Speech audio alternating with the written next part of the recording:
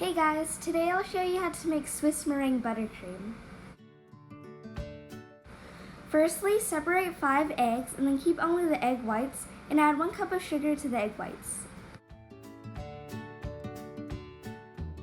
Then to a medium pot, fill 3 inches of water and let it steam over medium heat. I would suggest opening your butter wrappers because you'll need a lot of butter, 4 sticks.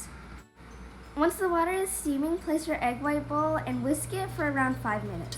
This is called a bain-marie or a double boiler, and this is so it'll cook the egg whites and dissolve the sugar. You don't need a candy thermometer for this, but I like to use it until it reaches 150 degrees and then I take it off the heat.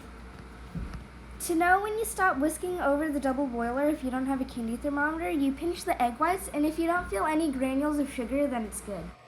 Whisking the egg whites can take as long as 8 minutes, so be patient.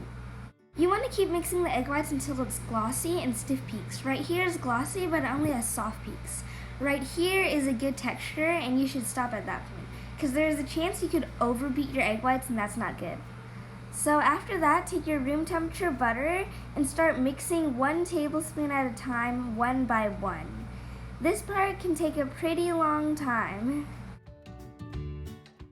When you add in the butter, the mixture will look really weird until you add in all of it.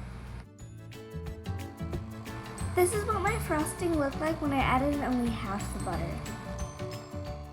I forgot to record me adding in a teaspoon of vanilla, so make sure you add that too. This is what my frosting looks like. It's really smooth and fluffy. This frosting is very versatile, so you can pipe in macarons, cakes, or cupcakes, anything really. But what if your buttercream didn't turn out? I'm just kidding, you can fix this frosting really easily. If your frosting looks more like cottage cheese than actual frosting, put it over a double boiler for just a little bit, then re-whip it and you'll have good frosting. If your buttercream is soupy, just simply place it back in the fridge and it'll stiffen up.